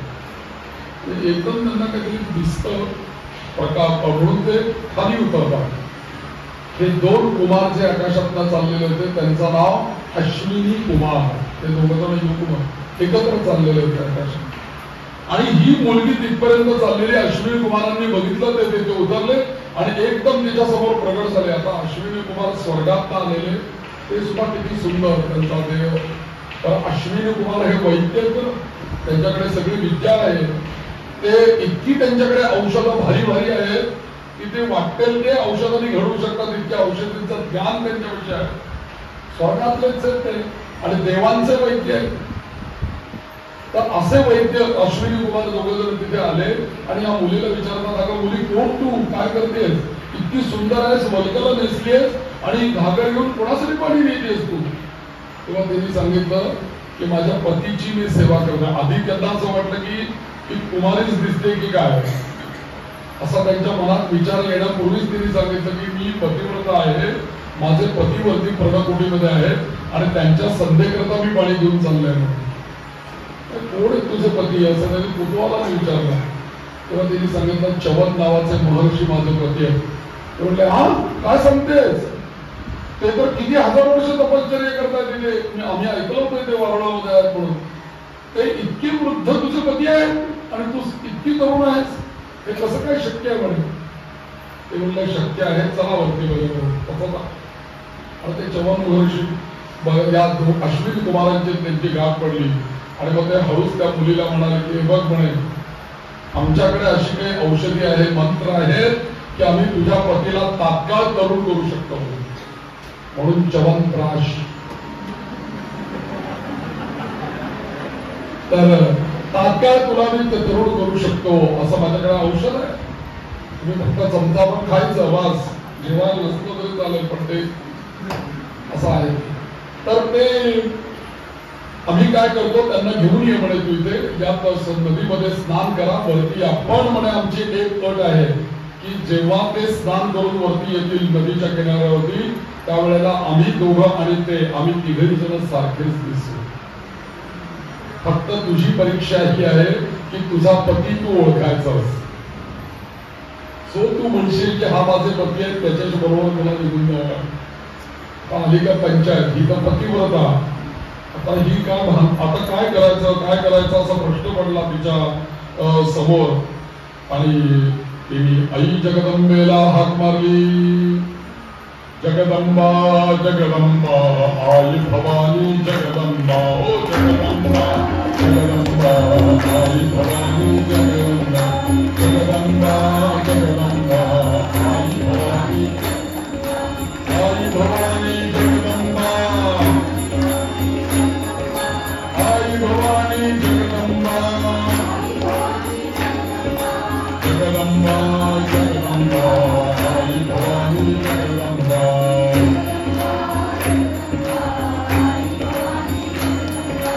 जगदंबा जगदंबा आई भवानी जगदंबा, जगदंबा.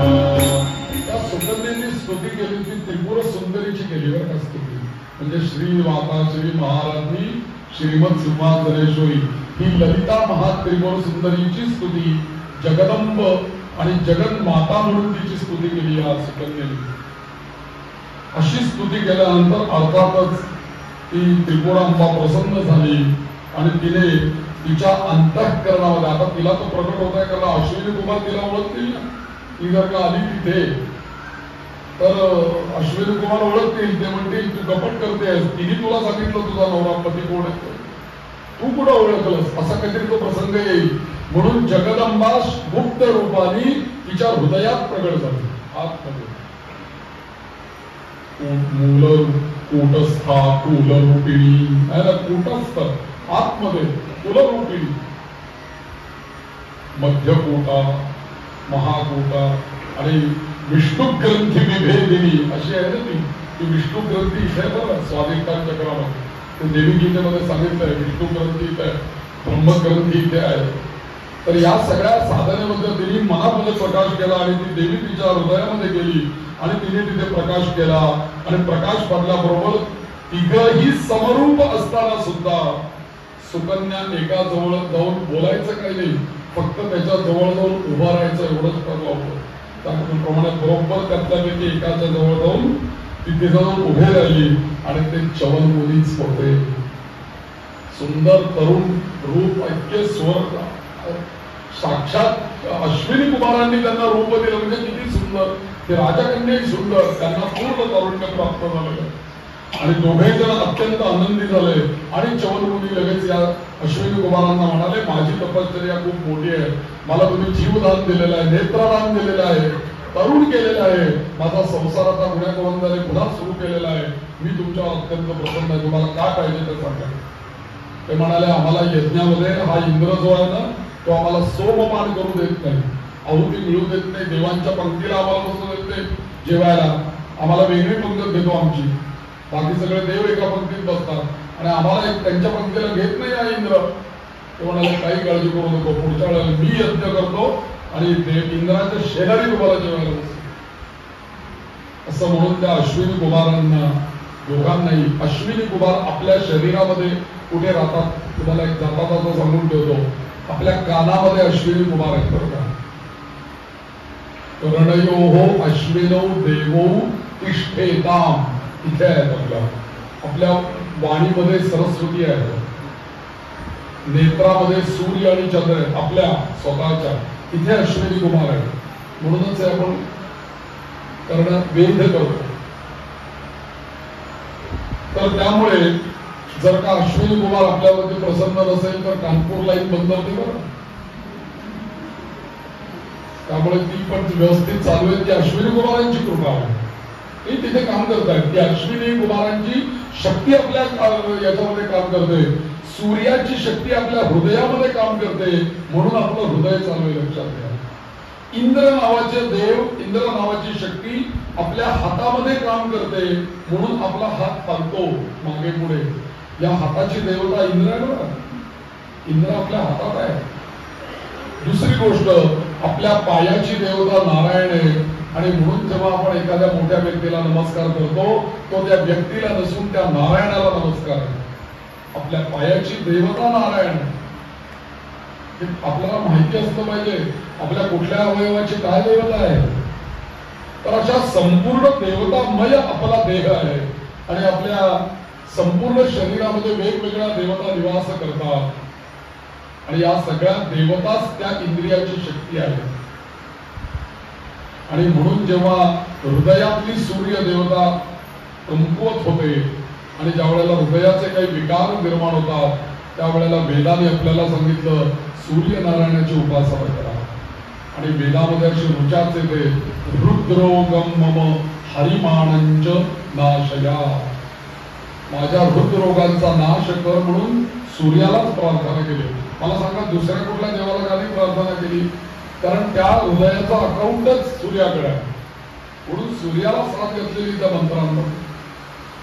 डोळ्याला जर का दृष्टी कमी झाली तर दृष्टी देण्याचं काम सूर्याचंच नव्हे, सूर्याचं आणि चंद्राचं आहे. चंद्र कोणी धारण केलेलं आहे कपाळावरती? शंकरांनी धारण केलेलं आहे, ते बालचंद्र आहे. त्यामुळे त्यांना शरण गेले पाहिजे, आपली दृष्टी चांगली व्हावी, बुद्धी चांगली पाहिजे, गणपतीला शरण जा. प्रत्येकाची देवता वेगवेगळी आहे. तर त्यामुळे या अश्विनी कुमारांनी आता कानाची देवता म्हणजे डोळ्याच्या जवळ झाली की नाही, ही एकच लाईन की नाही, चष्मा बघा नाचा बरोबर डोळ्यापासून कानापर्यंत जातो. त्यामुळे त्यांनी फक्त एखादी छोटीशी शक्ती सोडून दिली इकडे त्या चव्हाणांच्या, की लगेच डोळ्याच्या कृत झाले आणि दृष्टी. त्यामुळे या चव्हाणांना दृष्टी मिळाली, यांना हे भाषण करायला मिळालं आणि त्याच्यानंतर या सगळ्या याच्यामध्ये सगळ्यात महत्वाची म्हणजे कथा येते. एक त्रिशंकू नावाचा राजाचे मी परवा नाव घेतलं होतं, त्रिशंकू नावाचा राजा.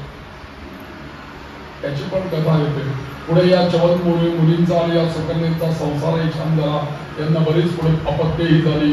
सगळे पुढे कथा श्रीमद भागवतामध्ये विस्तृत कथा आलेली आहे. या भागवतामध्ये अगदी छोटीशी कथा आलेली आहे. पण जगदंबेच्या कृपेने तिच्या हृदयामध्ये ललिता महात्रिपुर सुंदरींनी प्रकाश केला. हे याचं आपल्या दृष्टीने विषयाचं महत्व. कालच आपण म्हटलंय ना, श्री माता श्री महाराज्ञी, श्री माता श्री महाराज्ञी, श्रीमद सिंहासनेश्वरी, श्री माता श्री महाराज्ञी, श्रीमद सिंहासनेश्वरी, श्री माता श्री महाराज्ञी, श्रीमद सिंहासनेश्वरी, महाराज्ञी, श्रीमद सिंहासनेश्वरी, श्री माता श्री महाराज्ञी, श्रीमद सिंहासनेश्वरी, श्री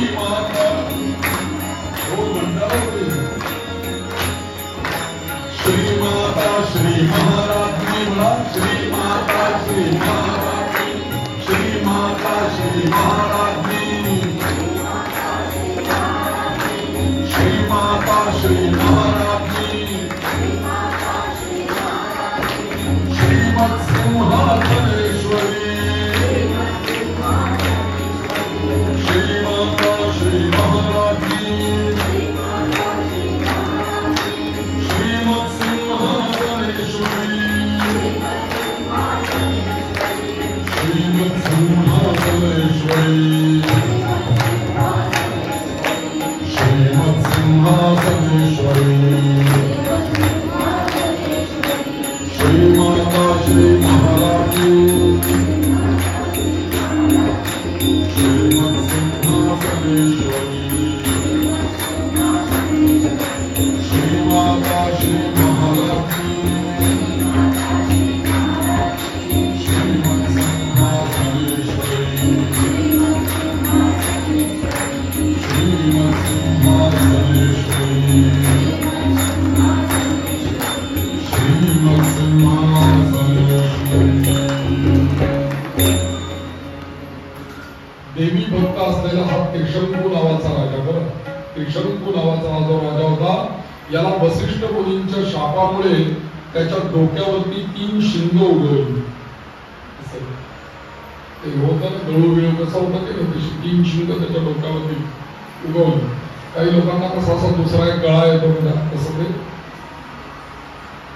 शिंग त्याच्या डोक्यावरती उगवली आणि ती 3 उगवली म्हणून त्याला त्रिशंकू असं लोक म्हणायला लागले.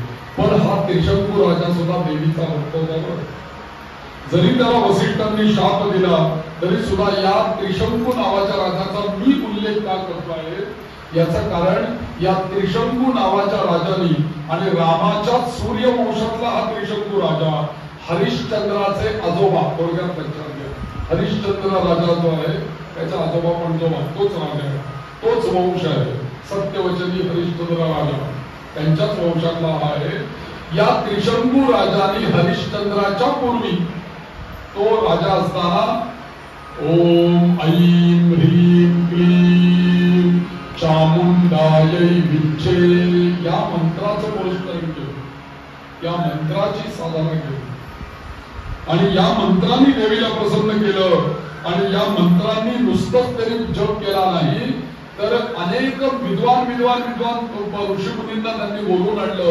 त्या राजाने कुठे, अयोध्येमध्ये, त्यांचं तिथेच राज्य आहे ना, कोशल नावाच्या देशामध्ये, आणि त्या ठिकाणी त्यांनी या ऐं ह्रीं क्लीं चामुंडाय विच्चेचं मोठी कुंड घालून अनेक प्रकारची मोठा यज्ञ केला त्यांनी देवीचा, या मूल मंत्राचं हवन केलं त्यांनी. आणि शेवटी असं झालं की या शापाला सुद्धा तो कंटाळलाय, कधी सुटणार आता माझं. तेवढ्यात ते वसिष्ठ मुनी पुन्हाही त्याच्यावर रागावले. पुन्हा कशी परीक्षा घेतात किंवा प्रारब्ध कसं भोगायला लागतं. एक त्या ऋषीमुनींनी पुन्हा वसिष्ठांनी त्याला तेवढ्यात एक शाप दिलेला होता, तू चांडाळाच्या जन्माला जाशील म्हणून त्याचा चेहराही विद्रुप झाला होता, ती 3 शिंग होती. असा असताना त्यांनी एक दिवशी असं ठरवलं की मी आता जगून काही उपयोग नाही, मी आता जगदंबेचं स्मरण करतो आणि मला स्वतःला अग्नीमध्ये मी समर्पित करू. म्हणून त्यांनी स्वतःच एक मोठी चितार तयार केली, पेटवली ती आणि जगदंबेचं चिंतन करतोय. ऐं ह्रीं क्लीं चामुण्डायै विच्चे ऐं ह्रीं क्लीं चामुण्डायै विच्चे ऐं ह्रीं क्लीं चामुण्डायै। जप करता करता तो नवर्ण मंत्राचा जप करत त्या चितेकडे चालला, देवीची स्तुती करतोय, तिला भाव करतोय आणि तेवढ्याच चितेच्या वरती अंतराळामध्ये ती जगदंबा प्रगट झाली। जगदंबा माता की जय। अरे म्हणाले शांत हो, तू काय चालवलंयस रे, कुठे चालला तू? तुझ्या स्वाधीन राज्य मला करायचं या विचारात तो म्हणला की मला हे सगळं राज्य देवी तुलाच देऊन टाकायचं, मला काही नको, मला हे त्रिशंकू काय, चांदळा अवस्था काय, मला आता नको, मला मी आता संपवून टाकतो। आणि तेव्हा ते म्हणाले की तू आता असं कर, तुझ्या स्वाधीन मी आता राज्य करते आणि तुझा राज्याभिषेक होईल आणि तुला अत्यंत उत्तम असा हरिश्चंद्र नावाचा पुत्र होईल आणि हरिश्चंद्र नावाचा पुत्र होईल आणि मग तू त्याच्यावर राज्य सोपव आणि तू माझ्याकडे ये, असं त्या जगदंबेने सांगितलं। त्याचा त्रिशंकू जे काही होतं, किती बीज आहेत आपली, ऐं ह्रीं क्लीं, 3 बीज। राजाला किती शिंग होती? 3 शिंग। एकेका बीजाने एक शिंग गेलं। अर्थ काय? प्रतिकात्मक, आधी दैविक, आधी भौतिक आणि आध्यात्मिक। आधी भौतिकही ताप राजाचे नाहीसे झाले, म्हणजे शारीरिक दोष गेले। आधी दैविक देवांच्या काही अवकृपा होत्या त्या गेल्या आणि अध्यात्म स्तरावरील प्रगती असण्यासाठी जे काही कमी पडत होतं राजाला, जगदंबेची कृपा तीही त्याला मिळाली आणि ही 3 शिंग त्याच्या आले येत होती। देवीच्या कृपेने ती 3ही शिंग व्यक्त झाली। म्हणून 3 बीज देवीने दिली, एक वाक बीज, काम बीज, माया बीज। म्हणून 3 ऐं ह्रीं क्लीं या 3 मंत्र याचा जप केला। फक्त हा जप करताना लक्षात ठेवा, हा जप या जपाला नियम खूप आहेत, कारण हा तांत्रिक मंत्र आहे। कुठेतरी कसा तरी हा म्हणून चालणार नाही बरं। आणि कुठेतरी भलतीकडे हे बीज जर का म्हटली आणि जगदंबा वेडीवाकडी जर का प्रगट झाली तर आपल्याला सहन होणार नाही बरं, कारण ती शेवटी माया आहे। तुम्ही माया बीज कुठेतरी जर का म्हटलं आणि मायेने प्रवेश केला तर भलते त्याच्याबद्दल काहीतरी घडेल। म्हणून आपण आपलं नाममंत्र म्हणायचं, भुवनेश्वरी, जगदंबा, अंबिका, परमेश्वरी हे म्हणायचं। या ऐं ह्रीं क्लीं चामुंडाई विच्चेच्या नादीला म्हणायचं, ऐका तुम्ही चांगलं म्हणताय म्हणायचं, गप्प बसा। जिथपर्यंत आम्हाला त्याची कोणी दीक्षा देत नाही, कोणी आमच्या डोक्यावर हात ठेवून सद्गुरू आम्हाला भेटत नाही आणि सांगत नाही की तू या माया बीजाचा जप कर, कारण या माया बीजाचा जप करायला खूप अधिकार लागतो बरं। ललिता सहस्रनाम असं पुस्तक आणून येतं का मला सांगा? असं येत नाही कुठली गोष्ट। आणि आपण चुकीचं उच्चारण जर का केलं तर त्याचे परिणाम चुकीचे होतात। म्हणून आपण आपली जे मी आपल्याला गेल्या 9 दिवस नामस्मरण तुम्हाला दिलेली आहेत ना, ती आपण भरपूर करा, ती सगळी याच्यासाठी श्रेष्ठ आहे। पण इथे मला ते सांगणं गरजेची होती कथा, म्हणून मी तुम्हाला ही मुद्दाम सांगितली की ऐं ह्रीं क्लीं 3 बीज, 3 शिंग, ही प्रतिकात्मक आहे। 3ही ताप या राजाचे दूर केले, याला राजावर बसवला आणि याचा मुलगा पुढे हरिश्चंद्र झाला, याच्याच वंशामध्ये जन्माला। आणि आपल्याला हरिश्चंद्राची कथा सगळी माहिती आहे, मी काही करत त्याचा काही उल्लेख करत नाही। राजा हरिश्चंद्र, मग त्याला विश्वामित्र मुनींनी, फक्त एकच गोष्ट लक्षात ठेवा, जे काही आपल्याला हरिश्चंद्राच्या बाबतीमध्ये माहिती आहे की हरिश्चंद्र याच्या स्वप्नामध्ये विश्वामित्र गेले आणि स्वप्नामध्ये त्यांनी हरिश्चंद्राला सगळं राज्य मागितलं आणि स्वप्नामध्ये त्यांनी ते दान दिलं आणि ते दिलेलं दान मागण्यासाठी पुन्हा दुसऱ्या दिवशी विश्वामित्र आले, काल स्वप्नामध्ये दिलेलं राज्य मला देऊन टाक। हे जे काही आपण ऐकलेलं आहे ते तसं या पुराणामध्ये मात्र तसं दिलेलं नाहीये देवी भागवतामध्ये। कारण देवी भागवतामध्ये धर्माचं एक चरण आहे सत्य, या सत्याची गोष्ट सांगताना हरिश्चंद्राचं चरित्र व्यासांनी जन्मेजयाला सांगितलं। कारण हरिश्चंद्र हा सत्यवचनी आहे, सत्यनिष्ठ आहे आणि म्हणून या हरिश्चंद्राची गोष्ट अशी सांगताना सांगितलं की या हरिश्चंद्राला मायेनी एक डुक्कर पाठवलं गेलं। ते डुक्कर त्या राज्यामध्ये थैमान घालायला लागलं। त्या डुकराची शिकार करण्याकरता हा राजा हरिश्चंद्र त्याच्या मागे मागे मागे मागे पळत वनामध्ये जिथे विश्वामित्र तपश्चर्या करत होते त्या वनापर्यंत येऊन पोहोचला आणि तेवढ्यात वसिष्ठ मुनी आणि विश्वामित्र यांचं भांडणच आहे पहिल्यापासून. त्यामुळे वसिष्ठांनी, या वसिष्ठ मुनी कोण, तर राजा हरिश्चंद्राचे गुरुजी, त्यांच्याकडचं पौरोहित्य करणार आहे. आणि ते म्हणाले विश्वामित्रांना, हा माझा यजमान आहे म्हणे हरिश्चंद्र राजा, त्यामुळे तो किती विद्वान आहे, किती दाता आहे, किती सत्यवचनी आहे, किती धर्म पाळणारा आहे, अशी स्तुती केली विश्वामित्रांसमोर त्या वसिष्ठांनी. ते म्हणाले असं असं असं असं, थांबा म्हणे मी परीक्षा घेतो किती सत्यवचन. आणि मग त्यांनी परीक्षा घेण्याकरता राजाला बोलवलं आणि राजाला एक प्रकारची माया त्याच्यावरती, त्या मायेचं नाव सुद्धा इथे दिलेलं आहे त्यांनी, की ती माया, त्या मायेचा प्रभाव त्या हरिश्चंद्रावरती त्या विश्वामित्रांनी केला. का तर त्याची परीक्षा घ्यावी म्हणून. आणि त्या सरोवरात तिथे स्नान करायला केलं, राजाने वरती आला. आणि मग विश्वामित्र म्हणाले की माझ्यावर जवळ एक मुलगी आणि मुलगा आहे, गरीब आहे, त्यांचा विवाह व्हावा अशी इच्छा आहे. राजा काहीतरी कर आणि यांचं लग्न लावायला काही मला धन दे, मी तर तपश्चर्या करतो, यांचं लग्न लावायचंय मला. आणि तेव्हा मग तो म्हणाला किती धन पाहिजे तुला, भरपूर तुला धन दिलं असं समज. तर ते म्हणाले तसं नाही म्हणे, तू दिलं काय म्हणतोस म्हणे, तू काय देऊ शकतोस मला. तो म्हणाला तुम्ही मागायला नाही देऊ शकतो, तुम्ही मागून टाका. ते म्हणाले तुझं सगळं राज्य मला दे असं लिहिलं. आणि मग या हरिश्चंद्राने बरोबर लगेच करा हात पुढे, पाणी घातलं. असा हा हरिश्चंद्र आहे. इथे कथा अशी आलेली आहे. आणि मग या हरिश्चंद्राने सगळी, तो चांडाळाला विकला गेला, त्याच्या मुलीला विकलं गेलं, त्याच्या मुलाला संपदवंश झाला, या सगळ्या कथा याच्यामध्ये विस्तृत अध्याय आलेले आहेत. सगळ्यात शेवटचा महत्वाची गोष्ट आहे की जिथे हरिश्चंद्राचा उद्धार झाला, हे सगळं त्यांनी दुःख खूप भोगलं, अपार दुःख भोगलं हरिश्चंद्राने. त्याच्या पत्नीने भोगलं, त्यांचा मुलगा पण होता रोहित, त्याचं नाव रोहिदास, त्यांनी पण दुःख भोगलं. कल्पना करा की राजा हरिश्चंद्र असताना त्यांनी राज्य दान दिल्यानंतर विश्वामित्र काय म्हणतात की अरे तू मला दान दिलंस, पण दानावरती जी दक्षिणा ठेवायची ती कुठे ठेवलीस, त्यामुळे तुझं दान अपुरं राहिलं नाही. त्यांनी त्या खजिनदाराला बोलवलं, ते म्हणाले यंदा काय मोहरा पाहिजे ते देऊन टाक. तर लगेच विश्वामित्र म्हणले याद राख म्हणले, कुठला खजिना कसला काय, माझ्याच खजिन्यातलं द्रव्य म्हणून मलाच दान न करतो का म्हणे. आता तो खजिना माझा झालाय, तुझा त्याच्यावर अधिकार नाही. तुझी राजवस्त्र आहेत त्याच्यावर तुझा अधिकार नाही. लोकांना लज्जा वाटेल म्हणून तुला दुसरं कुठलं तरी कापड फेकला अंगावर, हे घाल आणि बाहेर हो, हे सगळे राजवस्त्र येतं उतरवून ठेवतो का.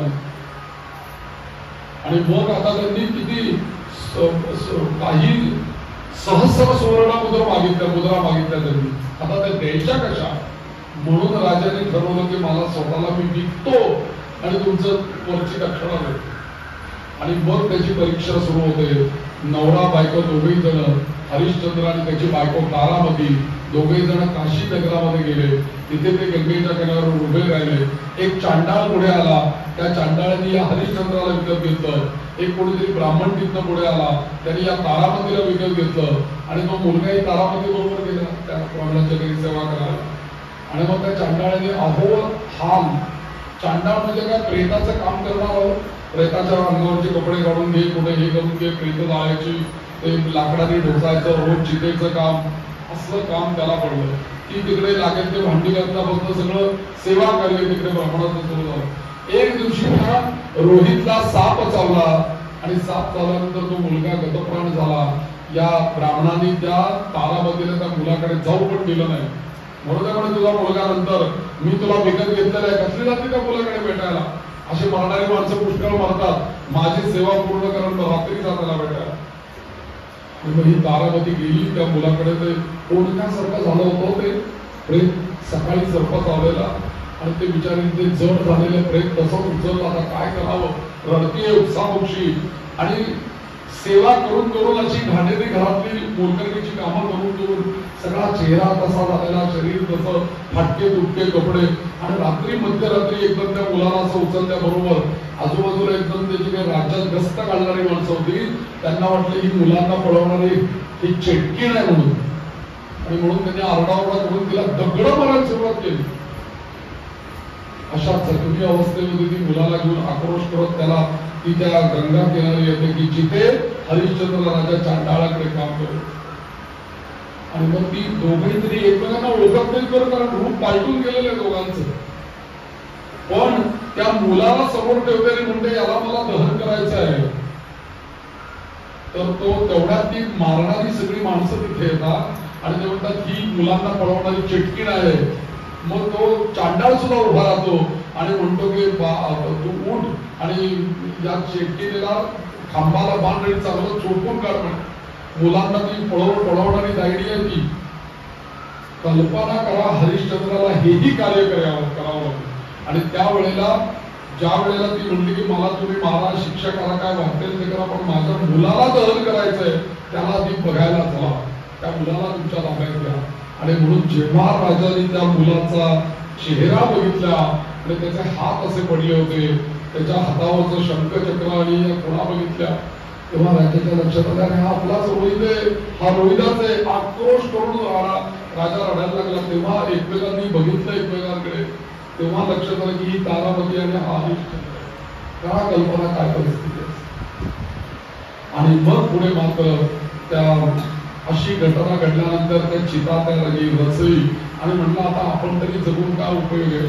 खरं तर आपल्याला आत्महत्या करण्याचा सुद्धा अधिकार नाही, कारण आपल्याला त्यांनी विकलेलं आहे. ज्याचा देह आणि ज्याला विकलं जाताना त्याला आत्महत्या सुद्धा करायला परवानगी शास्त्राने दिलेली नाही. आपण आपल्याला आत्महत्या नाही करता. पण म्हणे आता काय मला पुढच्या जन्मात शिक्षा व्हायची ते होते, या मुलाबरोबर आता मीच माझा देह आणि आपण सगळेच या चितेमध्ये प्रवेश करू. आणि म्हणून चिता रचली. त्या मुलाला त्यांनी येऊन त्या याच्यावरती ठेवलं आणि दोघेही जण त्याच वेळेला ही म्हणते, तारामती म्हणते की अहो असं कशी घटना घडली आपल्या जीवनामध्ये. मला एकच माहिती आहे की मी पूर्वीच्या काळी जेव्हा आपल्या राज्य होतं त्यावेळेला मी माझ्या घरामध्ये जगदंबेची पूजा केलेली आहे. तिने अशी कशी अवस्था केली मी तिला हात मारते. आणि म्हणून त्या चितेवर प्रवेश करताना तिघही जण मुलगा तर गेलेलाच होता, दोघेही जण त्या जगदंबेचं स्तवन करतात.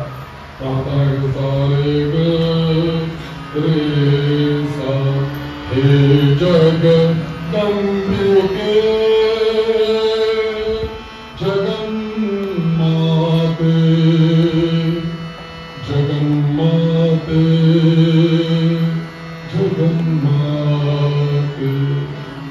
हे जगदंबिके माते माते माते. जगदंबिकेचा धावा केला आणि एकदम सगळं चित्र पालटलं. जगदंबिका तिथे प्रसन्न झाली, अंतराळात आली आणि तत्क्षणी जो चांडाळ होता तो पुढे उभा राहिला. तो म्हणाला मी धर्म आहे आणि तुझी परीक्षा घ्यायला आलो. डोंबाच्या रूपामध्ये विश्वामित्र होते. ते विश्वामित्र म्हणाला मीच तुझी परीक्षा घेतो. दुसरा त्यांचा शिष्य आला, तो म्हणाला तो मीच. असे सगळे जण प्रकट झाले. आकाशातले सगळे देव प्रकट झाले. अरे हरिश्चंद्रा काय तुझं हे वर्तन आहे, किती तुझी सत्याची परीक्षा आहे, किती तू भोगलस, किती तू हे केलंस, असं म्हणून त्याचं सगळ्यांनी स्तवन केलं. त्या हरिश्चंद्रावरती पुष्पवृष्टी गेली. एक मोठं विमान पाठवलं, चल हरिश्चंद्रा तू आता स्वर्गात चल. पण तिथेही त्यांनी सत्याची भूमिका केली. तो म्हणाला मी एकटा येणार नाही, माझे प्रजाजन हे माझे आहे. माझं कल्याण म्हणजे 140 करोड लोक मेरे पीछे है. उनका कल्याण हो हमारा कल्याण. आणि म्हणून त्यांनी सांगितलं की अशी व्यवस्था करा, एक नाही 100 विमानं पाठवा, माझ्या सगळ्या प्रजांना घेऊन मला स्वर्गात. असा हरिश्चंद्र त्यावेळेस स्वर्गाला गेला. हे हरिश्चंद्राचं चरित्र याच्यामध्ये खूप विस्तृत आलेलं आहे. मी थोडक्यात करून ते सांगितलं कारण ते स्मरण केलं पाहिजे हरिश्चंद्राचं, कारण जगदंबेनी या हरिश्चंद्राचा उद्धार केलेला आहे. आता दुसरी गोष्ट लक्षात घ्या, हे हरिश्चंद्र हे चरित्र हे आवडतं होतं कोणाचं? 2 माणसं मी फक्त तुम्हाला सांगतो.